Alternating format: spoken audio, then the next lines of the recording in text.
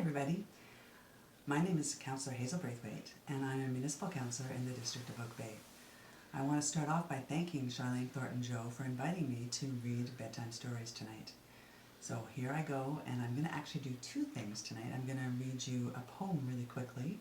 That was one of my daughter's favorite poems when she was growing up, and then I'm going to move on to my book. So the poem is in a book called Garbage Delight, and it's by Dennis Lee, who's a great Canadian author.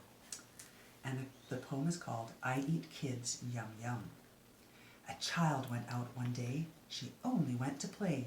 A mighty monster came along and sang its mighty monster song. I eat kids yum yum, I stuff them down my tongue. I only leave the teeth and clothes, I specially like the toes. The girl was not amused. She stood there and refused. And with a skip and a little twirl, she sang the song of the hungry girl. I eat monsters burp. They make me squeal and slurp. It's time to chomp and take a chew, and what I'll chew is you. The monster ran like that. He didn't stop to chat. The girl went skipping home again and ate her brother's model train. That was from Garbage Delight. Now what I'd like to do is I'd love to read for you a story called The Jolly Postman. And this is a book that has real letters inside. And it's by a couple called Janet and Allan Ahlberg. And this is what it sounds like. Here we go. Once upon a bicycle, so they say, a jolly postman came one day from over the hills and far away with a letter for the 3 bears. And here's the letter over here, and it says, Mr. and Mrs. Bear, 3 Bears Cottage, the Woods. Let's see what this letter is all about. And inside the envelope is a letter like this. And the letter says, Dear Mr. and Mrs. Bear and Baby Bear, I am very sorry indeed that I came into your house and ate Baby Bear's porridge. Mommy says I am a bad girl. I hardly eat any porridge when she cooks it, she says. Daddy says he will mend the little chair. Love from Goldilocks. P.S. Baby Bear can come to my party if he likes. There will be 3 kinds of ice cream and a magician. And she's drawn pictures and she's shown the 3 kinds of ice cream. Right down here. That was nice that she invited Baby Bear to her party. So the bears read the letter except Baby Bear. The postman drank his tea. And what happened next, we'll very soon see.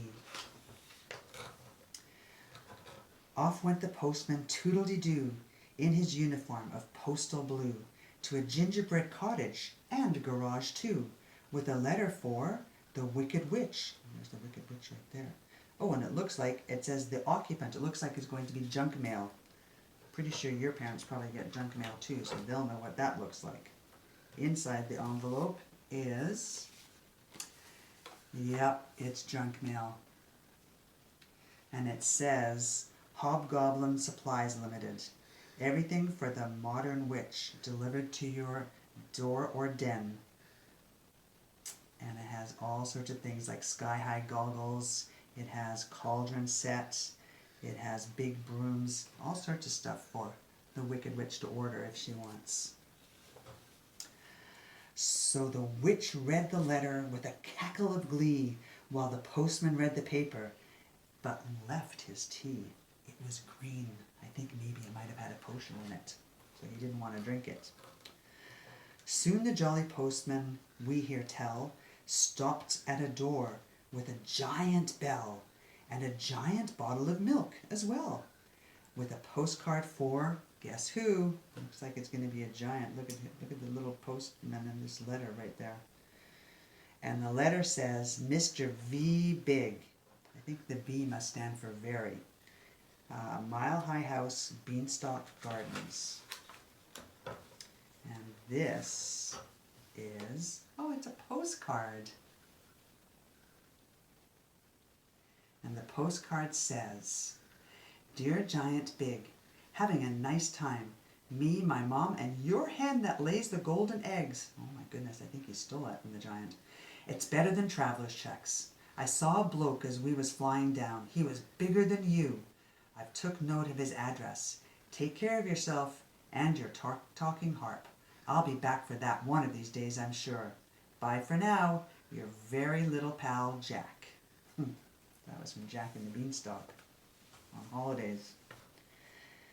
So the giant read the postcard with baby on his knee, and the postman wet his whistle with a thimble full of tea. There he is drinking out of a thimble. And there's the baby.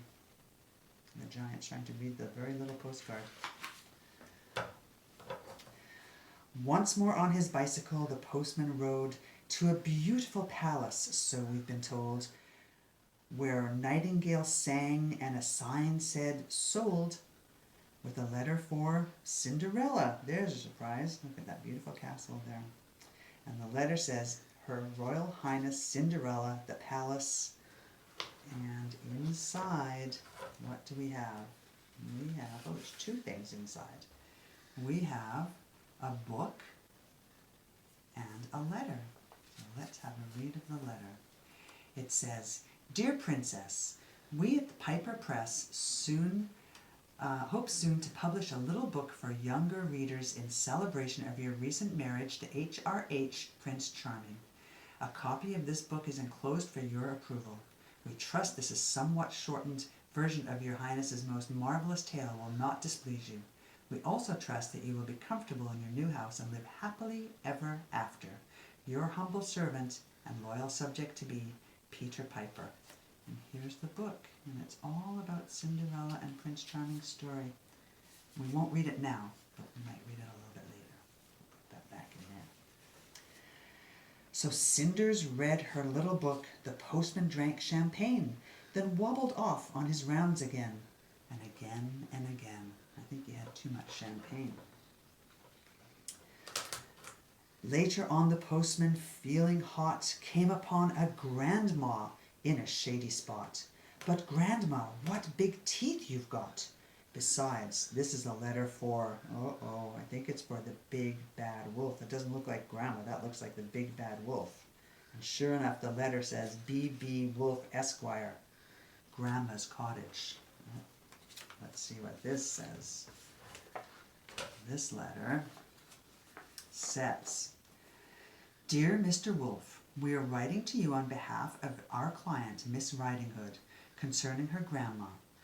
Miss Hood tells us that you are presently occupying her grandma's cottage and wearing her grandma's clothes without this lady's permission. Please understand that if this harassment does not cease, we will call in the official woodcutter and, if necessary, all the king's horses and all the king's men. On a separate matter, we must inform you that the Three Little Pigs Limited are now firmly resolved to sue for damages. Your offer of shares in a turnip or apple picking business is declined, and all this huffing and puffing will get you nowhere.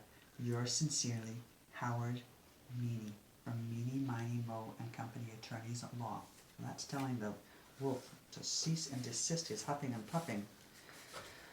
So Grandma read the letter and poured the tea, which the not-so-jolly postman drank nervously. I think he was pretty nervous because he's drinking with a big bad wolf. Now the jolly postman, nearly done, so is the story, came to a house where a party had begun. On the step was a bear with a bun, but the letter was for Goldilocks. And here it is. It says, Please do not bend to Goldilocks on Blackbird Road. Let's see what's in here. Oh, look, it's a birthday card. And it says, Birthday wishes today, 8 today. Oh, and inside, look, there's some money. And it says, pat a cake, baker's man. Bake me a cake as fast as you can. Carry it on a beautiful plate and light up the candles. Today I am 8. To Goldilocks with love from Mrs. Bunting and baby. Isn't that nice that they sent some money for her birthday? So Goldilocks put the money in the pocket of her dress, asked the postman to her party, and of course, he answered yes. And here they all are, sitting around the table. Look, there's Baby Bear. And the postman, and Goldilocks, and a little pig.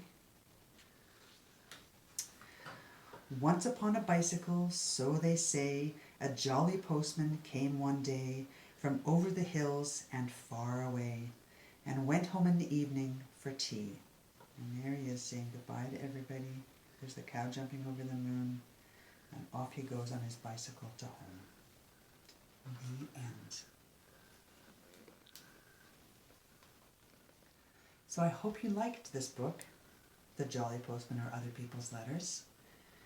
There is another book that's called The Jolly Christmas Postman, so maybe one day I'll get to read that to you. Thank you again to Charlene Thornton-Joe for inviting me to read to you tonight. Thank you to you for inviting me into your home to hear the story. And I hope you liked it.